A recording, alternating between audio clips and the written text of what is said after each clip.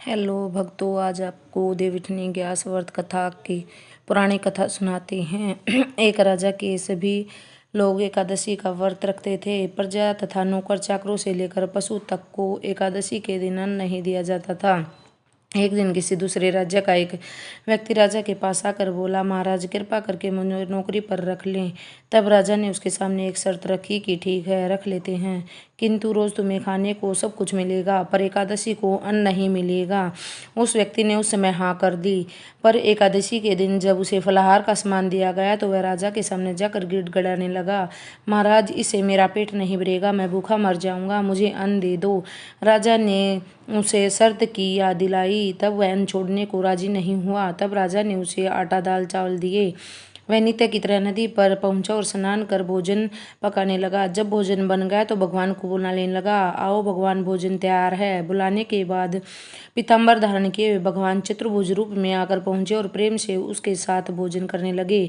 भोजन आदि करके भगवान अंतर्ध्यान हो गए। वह अपने काम पर चला गया। 15 दिन बाद जब एक अगली एकादशी आई तो वह राजा से कहने लगा कि महाराज मुझे दुगना सामान दीजिए।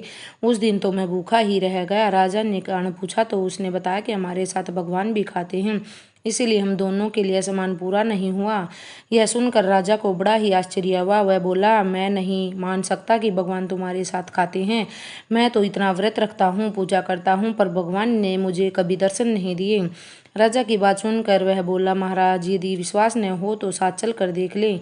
राजा एक पेड़ के पीछे छिप कर बैठ गया। उस व्यक्ति ने भोजन बनाया तथा भगवान को शाम तक पुकारता रहा, परंतु भगवान न आए। अंत में उन्हें कहा, हे भगवान, यदि आप नहीं आए तो मैं नदी में डूबकर जान दे दूंगा। लेकिन भगवान नहीं आए। तब वह प्राण त्यागने के उद्देश्य से नदी की तरफ बढ़ा। प्राण त्यागने का उसका दृढ़ इरादा देख जान से शीघ्र ही भगवान ने प्रकट होकर उसे रोक लिया और साथ बैठकर भोजन करने लगे। खा पी कर वे उसे अपने विमान में बिठाकर अपने धाम ले गए। यह देखकर राजा ने सोचा कि व्रत उपवास से तब तक कोई फायदा नहीं होता जब तक मन शुद्ध न हो।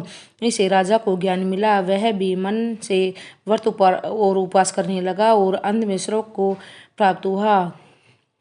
जय ग्यास माता, जय श्री श्याम, जय श्री श्याम। देवउठनी एकादशी व्रत की दूसरी कथा सुनाते हैं। एक राजा था, उसके राज्य में प्रजा सुखी थी। एकादशी को कोई भी अन्न नहीं बेचता था, सभी फलाहार करते थे। एक बार भगवान ने राजा की परीक्षा लेनी चाहिए। भगवान ने एक सुंदरी का रूप धारण किया और सड़क पर बैठ गए। तब राजा उधर से निकला और सुंदरी को देखकर चकित रह गया। उसने पूछा, हे सुंदरी, तुम कौन हो और इस तरह क्यों बैठी हो? तब सुंदरी स्त्री भगवान बोले, मैं निराश्र हूँ, नगर में मेरा कोई जान पहचान का नहीं है, किससे सहायता मांगू? राजा उसके रूप पर मोहित हो गया और वह बोला, तुम मेरे महल में चलकर मेरी रानी बनकर रहो। सुंदरी बोली, मैं तुम्हारी बात मानूंगी, पर तुम्हें राज्य का अधिकार मुझे सौंपना होगा।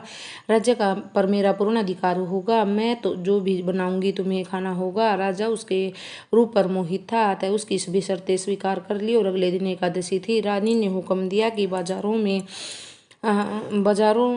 अन्य दिनों की तरह अन्न बेचा जाए। उसने घर में मांस मछली आदि पकवाए तथा परोस कर राजा के सामने ले गए।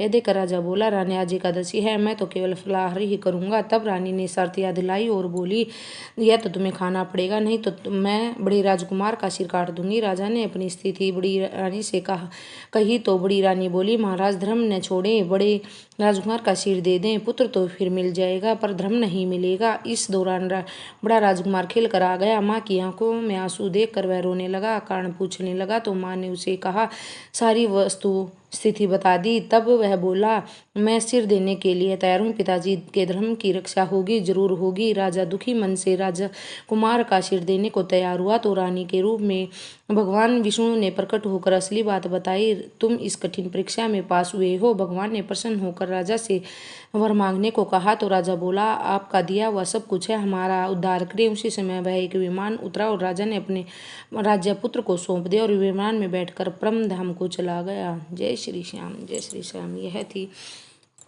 देवउठनी ग्यास की दूसरी व्रत कथा। भक्तों, सभी को एकादशी व्रत करना चाहिए।